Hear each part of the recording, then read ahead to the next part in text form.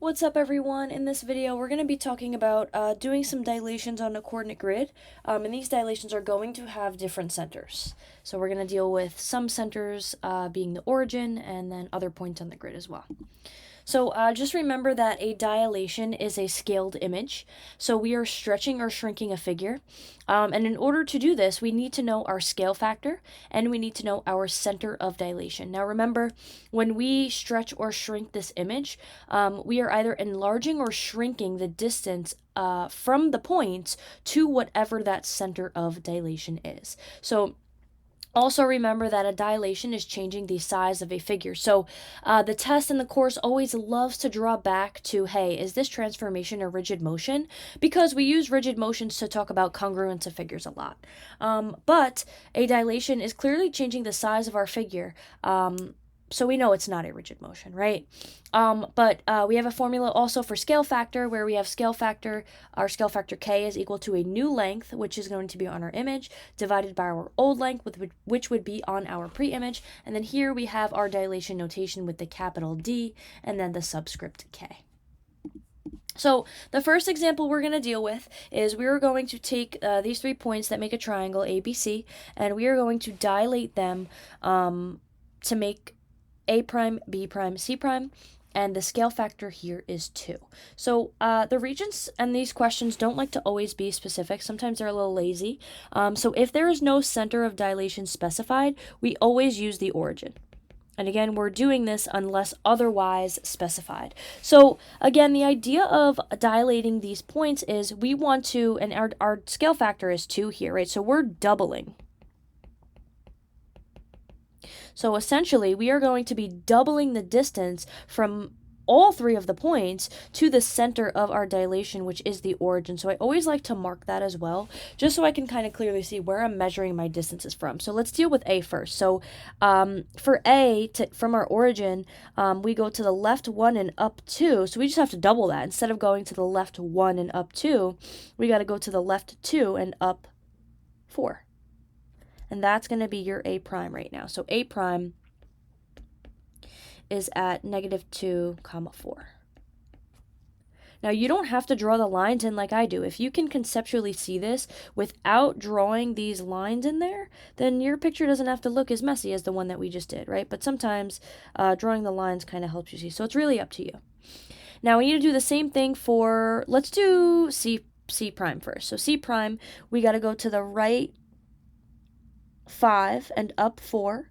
So to double that, we got to go to the right 10 and up 8.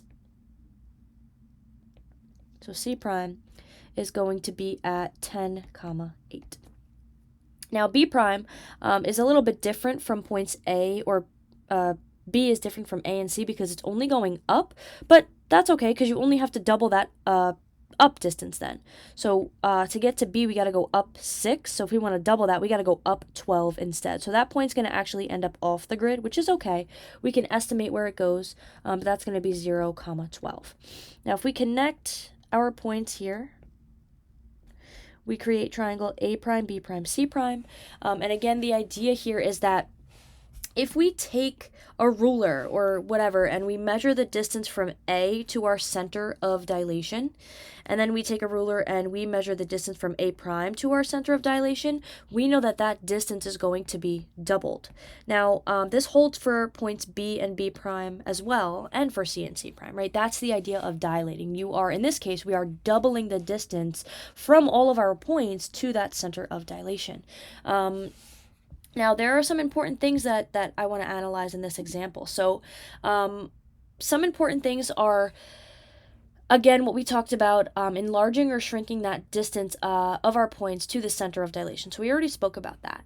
But what I want you guys to notice is if you compare the coordinates of A, B, and C to the coordinates of A prime, B prime, C prime that we just found, what you should notice is that, hey, our scale factor was 2, and if you compare the points -1, 2, with negative 2 comma 4, you should see that I can just multiply my x-coordinate and my y-coordinate by that scale factor, and I'll actually end up with what we need over here for a prime, right? The same thing is going to hold for b. If I multiply both of these values by 2, I'll get what I need to get over here. And if I multiply my x value here and my y value here by our scale factor, I'll end up with 10 comma 8, right? So when our center of dilation is the origin, we're allowed to do this. Now, the third important concept that you need to write down and understand is that the size of the sides are changing, right? The size of the triangle is enlarging, but the corresponding angles are not changing. So what this means is, yes, A prime, B prime is going to be double the length of AB, and the same thing holds with the other sides, but these corresponding angles here, so angle A is going to be congruent to A prime, angle B is going to be congruent to B prime, and the same thing holds with angle C and angle C prime, right? So this is an important concept to understand, is that when we're dilating, we're changing the lengths of the sides, but we are not changing the corresponding angles. And the last important concept to just write down, we talked about this already as well, when there is no specific center of dilation, we just always use the origin. So we're going to do one more example together with dilating points, but now we're going to take these same 3 points, so pause and replot again, and we are going to do a dilation that is centered at the point 1 comma 5. So now we have a specific center listed. So we want to plot that center. It's at 1 comma 5. 1 comma 5 would be right here. And now this is where we're basing all of our measurements from. So again, our scale factor is still 2, so we are still going to be doubling these distances, but now we are doing it, we're measuring from a different spot. Before we measured from the origin, and now we are measuring from this point 1 comma 5. But again, same idea holds. So if we do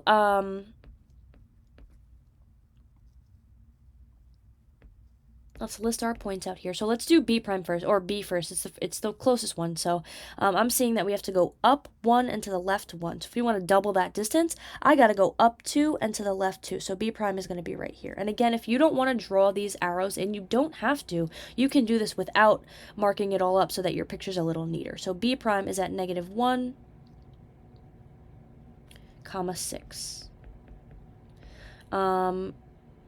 Now, I guess we could do A. So to get to A, and it doesn't matter whether you count, so here I counted up first and then to the left. It doesn't matter which direction you count in. So to get to A, let's do left first. We got to go left 1, 2, left 2, and down 1, 2, 3. So we got to double that. So I'm going to go to the left 1, 2, 3, 4, and instead of going down 3, I'm going to go down 6.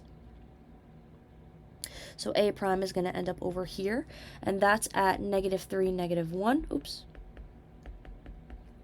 And then for C prime, we got to go to the right 1, 2, 3, 4, and down 1. So we got to double that. So let's go to the right 8 from our center. So to the right 8 from here is going to be here, and then we got to go down 2 from here. So C prime is going to end up over there, which is at the point 9 comma 3. Now again, you don't have to show all of these like arcs that I drew. Like, sufficient work, you can count in your head if you want to. You don't need to physically do all this, because when you do all this, your picture gets messy. So your picture could look something like this without everything, but it's a non-negotiable. You have to mark this center here. So if we plot our 3, or connect our 3 points here, again, the same concepts are still holding. Yes, these sides here are all doubled, but our corresponding angles are staying the same measure here. Now, some important concepts for this question are, when our center of dilation is not the origin, we cannot just multiply our coordinates by our scale factor. So if you take a look at A and A prime here, if I just multiplied my x and y values by 2, I'd end up with negative 2 comma 4, right, which does not match our A prime. So we are not allowed to do that when our center is not the origin, okay? And then again, the concept of, hey, yes, the length of our sides are changing, but those corresponding angle measurements are not changing at all. So this last example here is going to just be using the scale factor formula to find our scale factor. So it says DC is the image of BA after a dilation centered at point E. What is the scale factor? So when our diagrams are like weird like this, like if this was a triangle, like a perfect triangle like this, and like this, where I can clearly see side lengths, we'd be able to take the length on our image, right? And our image in this case is DC. So DC is our image. and BA is our pre-image. So it helps to label that sometimes, because sometimes you can put the wrong thing in the numerator, which would give you an incorrect scale factor. So right now I can see that my segment shrunk. So if your segment is shrinking, you know that your scale factor right away, just like talking about conceptual understanding of this, if your image or pre-image is shrinking, you know that your scale factor has to be a number that's less than 1. So it's going to be a fractional value there. But if there were perfect triangles, I could just take this side length and then divide it by this side length. So that's one method that you actually can use. If you make a right triangle and you count your side length, you would get 1, 2, 3, 4, which would be your new length, divided by 1, 2, 3, 4, 5, 6, 7, 8, 9, 10. And then you want to make sure you simplify that as well. And when you simplify that, you would get 2 over 5, right? So that's one thing that you can do. Manipulate your segments and make it a right triangle. Another thing that you can do is kind of just count the distance in one direction. So another method, you can just pick one point too. Let's pick C and A. And remember, this is our image and this is our pre-image. So if we were using the second method here, we can just count, like, let's pick one direction. I'm going to pick the X direction. So to get from our center to C in the X direction, I need to go 2. So that would be like my new length. Yes, it's not a side length, but it's part of getting to C. So I traveled 2 units in the X direction to get to C on my image. Now let's see how many from our center, how many units would I have to travel in the X direction to get to A? Well, that's going to be 1, 2, 3, 4, 5. So then 5 would be my denominator, right? So whichever method you are more comfortable with, whether you are manipulating your diagram or counting in one direction. Now you can also do this with Y values too. So we counted in the X direction, but what you can also do is count down. So to get from E to point C, I have to go down 2, right? So again, that would be, using this method, that would be your numerator.